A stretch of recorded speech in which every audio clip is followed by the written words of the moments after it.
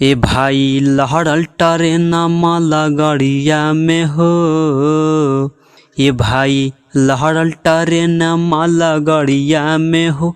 घटना घट गईले उड़ीसा सहरिया में हो। घटना घट गईले उड़ीसा सहरिया में हो।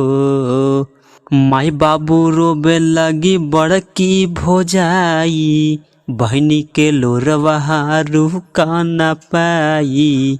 माई बाबू रोबे लगी बड़की भोजाई, बहनी के लोरवा रुका न पाई। सोर भेल गौआ जबरिया में हो। ए भाई सोर भेल गौआ जबरिया में हो। घटना घट गईले उड़ीसा सहरिया में हो।